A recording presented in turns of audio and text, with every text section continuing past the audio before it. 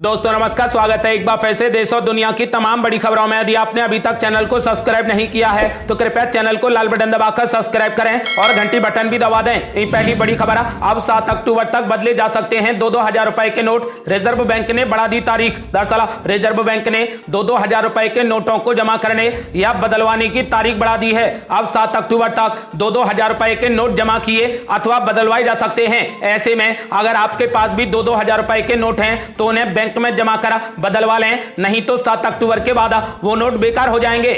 अगली बड़ी खबर, मध्य प्रदेश चुनाव से पहले राहुल गांधी ने कर दिया बड़ा ऐलान। बोले अगर हम सत्ता में आए तो देश में कराएंगे जाति जनगणना। दरअसल मध्य प्रदेश में इस साल के आखिर में होने वाले विधानसभा चुनावों से पहले कांग्रेस नेता राहुल गांधी ने बड़ा चुनावी वादा कर दिया है। कांग्रेस नेता राहुल गांधी ने कहा कि अगर उनकी पार्टी केंद्र में सत्ता में आती है तो वो देश में अन्य पिछड़ा वर्ग यानी ओबीसी के लोगों की सही संख्या जानने के लिए जाति आधारित जनगणना करवाएगी। राहुल गांधी मध्य प्रदेश के शाजापुर जिले के काला पीपल विधानसभा क्षेत्र में एक जनसभा को संबोधित कर रहे थे। इस दौरान उन्होंने कहा कि सत्ता में आने के तुरंत बाद हम सबसे पहला काम देश में ओबीसी की सही संख्या को जानने के लिए जाति आधारित जनगणना करवाएंगे, क्योंकि कोई भी उनकी सही संख्या नहीं जानता। कांग्रेस नेता राहुल गांधी ने दावा किया कि देश को कैबिनेट सचिव और सचिवों सहित केवल 90 अधिकारी चला रहे हैं, जबकि भारतीय जनता पार्टी के सांसदों और विधायकों की देश में नीतियां और कानून बनाने में कोई भी भूमिका नहीं है। राहुल गांधी ने आरोप लगाया कि भाजपा के निर्वाचित सदस्यों के बजाय आरएसएस के सदस्य और नौकरशाह कानून बना रहे हैं। मध्य प्रदेश को देश में भ्रष्टाचार का केंद्र करार देते हुए राहुल गांधी ने कहा कि व्यापम जैसे घोटालों ने राज्य को हिलाकर रख दिया है। एमबीबीएस की सीटें बेची जाती हैं, परीक्षा के पेपर बेचे जाते हैं और लीक होते हैं। उन्होंने कहा कि महाकाल लोक कॉरिडोर के निर्माण में भी चोरी की गई। कांग्रेस नेता राहुल गांधी ने दावा किया कि मध्य प्रदेश में पिछले 18 वर्षों में 18,000 किसानों ने आत्महत्या कर ली। उन्होंने आरोप लगाया कि इसका मतलब यह है कि राज्य में हर दिन 3 किसान अपनी जान दे देते हैं। उन्होंने कहा कि भारत में 2 विचारधाराएं चल रही हैं, एक प्रेम सम्मान और भाईचारे की जिसका समर्थन कांग्रेस पार्टी करती है, जबकि दूसरी विचारधारा नफरत और गुस्से की है जो आरएसएस और भाजपा द्वारा समर्थित है। अगली बड़ी खबर, मोदी सरकार को घेरने के लिए ममता बनर्जी लेकर आ रही पूरी फौज। दिल्ली पहुंच रहे 4,000 मनरेगा मजदूर। दिल्ली में होगा जोरदार प्रदर्शन। दरअसल तृणमूल कांग्रेस के नेता 2 और 3 अक्टूबर को केंद्र सरकार के खिलाफ विरोध प्रदर्शन में भाग लेने के लिए ट्रेनों के द्वारा दिल्ली आ रहे हैं। टीएमसी मनरेगा का फंड रोकने और अन्य मुद्दों को लेकर केंद्र सरकार के खिलाफ प्रदर्शन करेगी। इस प्रदर्शन में लगभग 4,000 मनरेगा मजदूर शामिल होंगे। प्रदर्शन के बारे में जानकारी देते हुए पश्चिम बंगाल के पार्टी महासचिव कुणाल घोष ने न्यूज एजेंसी एनआई से कहा कि टीएमसी नेता 2 से 3 अक्टूबर को विरोध प्रदर्शन में शामिल होने के लिए दिल्ली आ रहे हैं। हम बकाया और अन्य मुद्दों को लेकर केंद्र के खिलाफ प्रदर्शन करेंगे। ये विरोध प्रदर्शन 2 और 3 अक्टूबर को होगा। आपको बता दें कि 3 अक्टूबर को जंतर मंतर पर जोरदार प्रदर्शन होगा। उन्होंने बताया कि टीएमसी के राष्ट्रीय महासचिव एवं सांसद अभिषेक बनर्जी विरोध प्रदर्शन का नेतृत्व करेंगे। जिन कर्मचारियों ने 100 दिनों तक बिना वेतन के काम किया है वे भी विरोध प्रदर्शन में हमारे साथ मौजूद रहेंगे। टीएमसी नेता ने कहा कि ट्रेन के अलावा बड़ी संख्या में पार्टी कार्यकर्ता और मनरेगा मजदूर बसों के द्वारा दिल्ली पहुंच रहे हैं। आपको बता दें कि दिल्ली में मोदी सरकार के खिलाफ जोरदार प्रदर्शन होगा। 2 और 3 अक्टूबर को दिल्ली युद्ध क्षेत्र का मैदान बनेगी। अगली बड़ी खबर, जिस ट्रेन में मजदूरों को भरकर ला रही थी ममता दीदी उसे किया गया रद्द। अब अभिषेक बनर्जी ने बीजेपी पर बोला जबरदस्त हमला।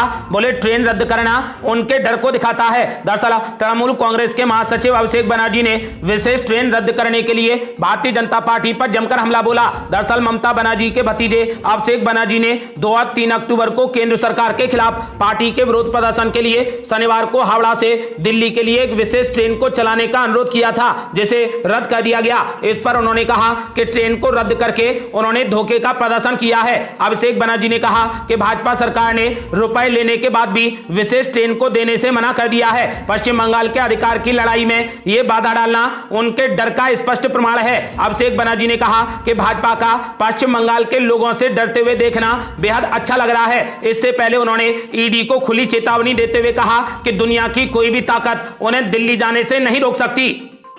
अगली बड़ी खबर, हार नहीं मानेंगी ममता दीदी, कैंसिल हुई ट्रेन तो बसों से दिल्ली आ रहे टीएमसी कार्यकर्ता, भाजपा शासित यूपी से होकर गुजरेगा काफिला। दरअसल केंद्र सरकार द्वारा मनरेगा धनराशि कथित तौर पर रोके जाने के विरोध में तृणमूल कांग्रेस ने बड़ी योजना बनाई है। टीएमसी विरोध प्रदर्शन के लिए करीब 4000 मनरेगा कार्ड धारकों को दिल्ली लेकर आ रही है। इसके लिए विशेष बसों की व्यवस्था की गई है। पार्टी के एक नेता ने इस बात की जानकारी दी। दरअसल जिस स्पेशल ट्रेन से वे दिल्ली आने की उम्मीद कर रहे थे वो रद्द कर दी गई। ममता बनर्जी ने एक स्पेशल ट्रेन पूरी की पूरी बुक की थी जिसे रेलवे के द्वारा रद्द कर दिया गया। अब बंगाल से तृणमूल कांग्रेस के कार्यकर्ता, पदाधिकारी और मनरेगा जॉब कार्ड धारक बसों से दिल्ली जाएंगे। इस दौरान ये लोग भाजपा शासित उत्तर प्रदेश से होकर गुजरेंगे। असली योजना के अनुसार टीएमसी का विरोध प्रदर्शन 2 अक्टूबर को गांधी जयंती पर राजघाट से शुरू होना था और कृषि भवन तक जाना था, जहां पर ग्रामीण विकास मंत्रालय स्थित है। यह मंत्रालय मनरेगा को कंट्रोल करता है। अब प्रदर्शनकारियों को ले जाने वाली बसें शनिवार तक भी रवाना नहीं हो पाई हैं। ऐसे में अब सवाल ये उठ रहा है कि वे लोग कब तक दिल्ली पहुंचेंगे।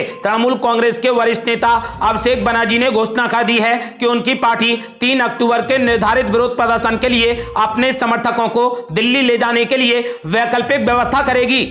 अगली बड़ी खबर, ना कोई बैठक ना ही कोई रैली, आखिर चुनाव से पहले ही क्यों बिखरने लगा इंडिया गठबंधन का कुनबा। दरअसल 2024 में प्रधानमंत्री मोदी को मात देने के लिए बने इंडिया गठबंधन के भीतर अब सब कुछ ठीक नहीं चल रहा। ना तो किसी कमेटी की कोई बैठक हो रही और ना ही अगली रैली की कोई तारीख और जगह तय हो पा रही। यही नहीं, आधी अधूरी कमेटियों के जरिए अगला लोकसभा चुनाव जीतने के दावे करने वाले विपक्ष में अब मतभेद भी खुलकर सामने आने लगे हैं। गौरतलब है कि पटना, बेंगलुरु और मुंबई में विपक्ष ने बैठकों में शामिल होकर बीजेपी के खिलाफ एकजुट होकर चुनाव लड़ने और सीटों के बंटवारे पर फोकस किया था। लेकिन पिछले 2 हफ्ते से इंडिया गठबंधन में कोई भी गतिविधि नहीं दिख रही और ना ही आगे की कोई भी रूपरेखा नजर आ रही। यही नहीं, भोपाल में प्रस्तावित रैली भी रद्द हो गई। लेकिन अगली रैली कब और कहां होगी यह भी तय नहीं हो पा रहा। उधर अखिलेश यादव मध्य प्रदेश में अपना प्रचार शुरू कर चुके हैं। शरद पवार के घर पर 13 सितंबर को हुई समन्वय समिति की बैठक के बाद इसके सदस्य अभी तक दोबारा नहीं मिल सके,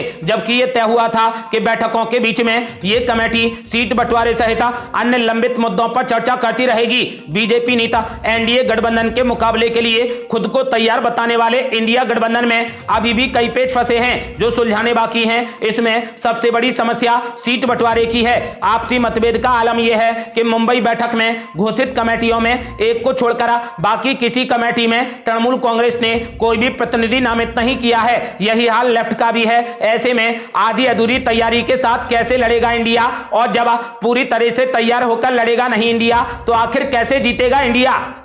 अगली बड़ी खबर, विपक्षी गठबंधन इंडिया की मजबूरियां, पंजाब में आम आदमी पार्टी से परेशान होने के बावजूद भी चुप है कांग्रेस पार्टी। दरअसल पुराने ड्रग्स मामले में पंजाब कांग्रेस विधायक सुखपाल खैरा की गिरफ्तारी के बाद कांग्रेस अध्यक्ष मल्लिकार्जुन खड़गे ने अपनी धीमी प्रतिक्रिया दी है। इसी मामले में पंजाब कांग्रेस के नेता तीखी प्रतिक्रिया दे रहे थे और उन्होंने आम आदमी पार्टी के खिलाफ काफी कुछ कहा था। एक ही पार्टी की प्रतिक्रिया उस दुविधा को दर्शा रही है जिसने इंडिया गठबंधन के हिस्से के रूप में राज्य की सत्तारूढ़ आम आदमी पार्टी के साथ गठबंधन को लेकर पार्टी को प्रभावित किया है। कांग्रेस को दिल्ली सेवा विधेयक पर आम आदमी पार्टी का समर्थन करने के लिए मजबूर होना पड़ा।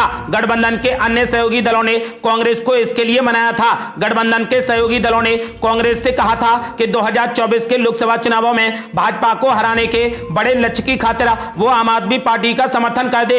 एक आंतरिक बैठक में पंजाब के कई नेताओं ने राहुल गांधी को चेतावनी भी दी थी कि आम आदमी पार्टी पर भरोसा नहीं किया जा सकता। उन्होंने कहा था कि वे सांप की तरह हैं, वे हमें काट लेंगे। और जब अरविंद केजरीवाल ने छत्तीसगढ़ और मध्य प्रदेश में चुनाव प्रचार शुरू कर दिया जहां भाजपा और कांग्रेस के बीच में सीधी लड़ाई देखी जा रही है, तो नेताओं ने केंद्र नेतृत्व पर पलटवार किया और कहा कि हमने आपको ऐसा पहले ही बताया था। अब पंजाब में कांग्रेस विधायक सुखपाल खैरा की गिरफ्तारी को लेकर पार्टी नेताओं ने सत्तारूढ़ आम आदमी पार्टी पर जमकर हमला बोला है। लेकिन इसी मुद्दे पर केंद्र नेताओं ने चुप्पी साध ली है या फिर इस बात को ठंडे बस्ते में डाल दिया है या फिर बहुत ही ठंडी प्रतिक्रिया दी है। आपको बता दें कि इसको लेकर यही माना जा रहा है कि ये विपक्षी गठबंधन इंडिया की मजबूरियां हैं।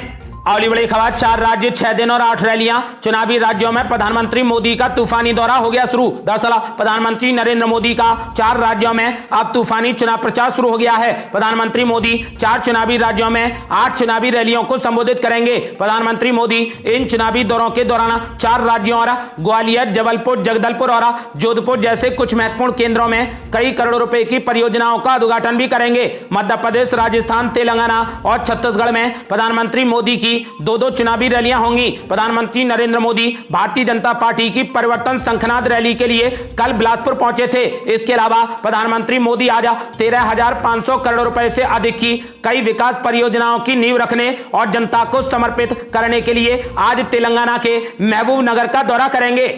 अगली बड़ी खबर, छत्तीसगढ़ में इस बार परिवर्तन तय। बिलासपुर की रैली में पीएम मोदी ने कांग्रेस पार्टी पर बोला जबरदस्त हमला। दरअसल प्रधानमंत्री नरेंद्र मोदी ने छत्तीसगढ़ के बिलासपुर में एक बड़ी रैली को संबोधित किया। प्रधानमंत्री मोदी ने कहा कि छत्तीसगढ़ में परिवर्तन तय हो गया है, ये उत्साह परिवर्तन का उद्घोष है। उन्होंने कहा कि कांग्रेस के अत्याचारों से छत्तीसगढ़ की जनता कह रही है कि इस बार परिवर्तन होकर रहेगा। प्रधानमंत्री मोदी ने कहा कि हमने ऐसा उत्साह और एनर्जी नहीं देखी है। परिवर्तन यात्रा ने छत्तीसगढ़ में कमाल कर दिया है। यहां पर हर योजना में भ्रष्टाचार हावी है। उन्होंने कहा कि कांग्रेस को हटाने के लिए यहां के लोग पूरे तरीके से तैयार हैं। उन्होंने कहा कि अटल जी ने इस राज्य का निर्माण किया था। प्रधानमंत्री मोदी ने बिलासपुर की जनता से कहा कि अटल जी ने छत्तीसगढ़ की आकांक्षाओं को समझते हुए इस प्रदेश का निर्माण किया था। छत्तीसगढ़ के विकास के लिए भाजपा केंद्र में हो या राज्य में पूरे तरीके से समर्पित रही है। आप लिख लीजिए, आपका सपना मोदी का संकल्प है। उन्होंने कहा कि जब दिल्ली में रिमोट कंट्रोल से कांग्रेस की सरकार चल रही थी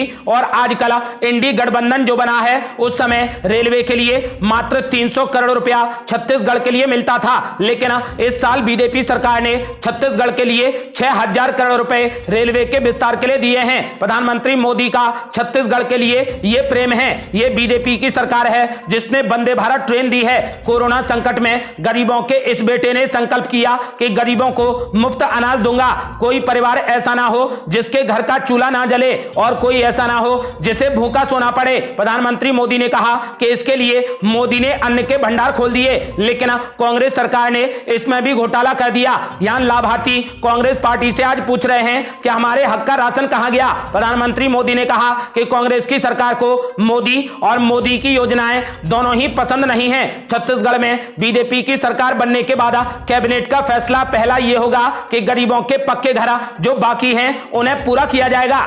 अगली बड़ी खबर, अखिलेश यादव की पीडीएफ पॉलिटिक्स पर भाजपा ने बोला जबरदस्त हमला। कहा 5 करोड़ की फरारी गाड़ी, सबसे अच्छी जिम और बड़े घर में की शादी। दरअसल उत्तर प्रदेश में भारतीय जनता पार्टी के प्रदेश महामंत्री सुभाष यदुवंशी ने सपा अध्यक्ष अखिलेश यादव के पीडीए यानी पिछड़ा, दलित और अल्पसंख्यक फॉर्मूले को लेकर तंज कसा है। सपा मुखिया अखिलेश यादव को जवाब देते हुए उन्होंने कहा कि वो लोग पिछड़ों की बात करेंगे जो इंग्लैंड और अमेरिका में छुट्टियां मनाते हैं। वो लोग पिछड़ों की बात करेंगे जो 5 करोड़ की फरारी गाड़ी में घूमते हैं। वो लोग पिछड़ों की बात करेंगे जो एशिया के सबसे अच्छे जिम में कसरत करते हैं। वो लोग पिछड़ों की बात करेंगे जो साधारण लोगों के यहां पर शादी भी नहीं करते हैं। वो लोग पिछड़ों की बात करेंगे जो कभी किसी पिछड़े के साथ बैठकर खाना भी नहीं खाते हैं। ये क्या पिछड़ों की बात करेंगे? इनकी बात की कोई भी क्रेडिबिलिटी नहीं है। प्रदेश महामंत्री सुभाष यदुवंशी ने कहा कि अखिलेश यादव की पर्सनैलिटी में कोई भी इंटीग्रिटी नहीं है। अखिलेश यादव के नेतृत्व क्षमता पर उनकी पार्टी के लोगों को ही संदेह है। इंडिया गठबंधन को लेकर सुभाष यदुवंशी ने कहा कि गठबंधन की पार्टियां आपस में ही लड़ रही हैं। उन्होंने कहा कि मैनपुरी और कन्नौज में भी इस बार समाजवादी पार्टी की करारी हार होगी। अगली बड़ी खबर, गृह मंत्री अमित शाह ने पीएम मोदी की तारीफों के बांधे पुला। बोले जिन कामों को 50 साल लगते थे उन्हें महज 3 महीने में ही किया गया पूरा। दरअसल केंद्रीय गृह मंत्री अमित शाह ने कहा कि जिन कामों को करने में किसी को 50 साल लगते थे उन्हें प्रधानमंत्री नरेंद्र मोदी ने 3 महीने में करके दिखा दिया। दरअसल वो नए संसद भवन, चंद्रयान 3, G20 शिखर सम्मेलन और महिला आरक्षण विधेयक को लेकर प्रधानमंत्री मोदी की सराहना कर रहे थे। गृह मंत्री अमित शाह ने एक सभा में कहा कि प्रधानमंत्री मोदी ने इसरो का कायाकल्प करने और इसके वैज्ञानिकों को प्रेरित करने के साथ साथ G20 शिखर सम्मेलन के माध्यम से यह संदेश दिया है कि भारत विकसित और विकासशील दोनों देशों के साथ है। उन्होंने यह भी कहा कि मोदी ने विधानसभाओं और लोकसभा में 33% आरक्षण प्रदान करने वाले विधेयक के माध्यम से मातृशक्ति को सम्मान दिया है। आपको बता दें कि प्रधानमंत्री नरेंद्र मोदी की तारीफ करते हुए गृह मंत्री अमित शाह ने कहा कि मैं बड़े विश्वास के साथ कह सकता हूं कि नरेंद्र भाई ने 3 महीने के भीतर 4 काम पूरे किए, जबकि एक भी काम पूरा होने में 50 साल लग जाते थे। यह दिखाता है कि नरेंद्र भाई के नेतृत्व में एनडीए सरकार भारत को विश्व में उसका स्थान दिलाने के लिए प्रतिबद्ध है। नारी शक्ति बंधन अधिनियम पर गृह मंत्री अमित शाह ने कहा कि यह वर्षों से आधार में लटका हुआ था, पर प्रधानमंत्री नरेंद्र मोदी ने इसे पटरी पर ला दिया। बता दें कि अमित शाह अहमदाबाद पहुंचे थे। यहां पर उन्होंने अपने लोकसभा क्षेत्र गांधीनगर के लिए विभिन्न विकास परियोजनाओं के उद्घाटन और शिलान्यास समारोह में भाग लिया। इस मौके पर उन्होंने कहा कि मोदी ने महिलाओं के नेतृत्व वाले विकास की अवधारणा को हकीकत में बदल दिया है। अगली बड़ी खबर, मणिपुर के हालातों को लेकर बीजेपी पर जमकर बरसे कपिल सिब्बल। बीजेपी को बताया लापरवाह सरकार, बोले मुख्यमंत्री एन बीरेन सिंह को तुरंत पद से हटाया जाए। दरअसल मणिपुर की स्थिति को लेकर राज्यसभा सांसद कपिल सिब्बल ने मोदी सरकार पर जमकर हमला बोला और भाजपा को एक लापरवाह सरकार बताया। उन्होंने कहा कि केंद्र सरकार को तुरंत मुख्यमंत्री एन बीरेन सिंह को हटा देना चाहिए और राज्य को अब और अधिक जलने नहीं देना चाहिए। आपको बता दें कि सीबीआई की एक टीम वर्तमान में पूर्वोत्तर राज्य में हत्याओं की जांच कर रही है, जहां पर लगभग 5 महीने से जातीय संघर्ष चल रहा है। कपिल सिब्बल ने कहा कि मणिपुर से एक लापरवाह सरकार को मुख्यमंत्री एन बीरेन सिंह को तुरंत हटा देना चाहिए और मणिपुर को अब और अधिक जलने नहीं देना चाहिए। उन्होंने यह भी कहा कि इंटरनेट बंद करना कोई भी समाधान नहीं है। प्रधानमंत्री मोदी अपना प्रचार बंद करें और अभी मणिपुर से निपटें। अगली बड़ी खबर, अकबरुद्दीन ओवैसी के बिगड़े बोला, कहा कांग्रेस पार्टी इटली और रोम से आए नेताओं पर निर्भर। गुलामों, आपकी अम्मा सोनिया गांधी कहां से आई? दरअसल तेलंगाना में जैसे जैसे चुनाव नजदीक आ रहे हैं वैसे वैसे राज्य में सियासी पारा लगातार बढ़ता जा रहा है। इसके साथ ही कांग्रेस और एआईएमआईएम के बीच में जुबानी जंग छिड़ गई है। इस बीच एआईएमआईएम के नेता और असदुद्दीन ओवैसी के भाई अकबरुद्दीन ओवैसी ने कांग्रेस पर निशाना साधते हुए कहा कि आपकी पार्टी इटली और रोम से आए नेताओं पर निर्भर है। इतना ही नहीं, एआईएमआईएम के विधायक ने कांग्रेस सांसद रेवंत रेड्डी की ईमानदारी पर भी सवाल उठाए। एक कार्यक्रम को संबोधित करते हुए अकबरुद्दीन ओवैसी ने कहा कि कांग्रेस के लोग कहते हैं कि हम महाराष्ट्र से आए हैं और हम बीजेपी की बी टीम हैं। उन्होंने कहा कि मैं कांग्रेस के गुलामों से यह पूछता हूं कि तुम्हारी अम्मा सोनिया गांधी कहां से आई है। आपको बता दें कि उन्होंने कहा कि कांग्रेस पार्टी इटली और रोम से आए नेताओं पर निर्भर है।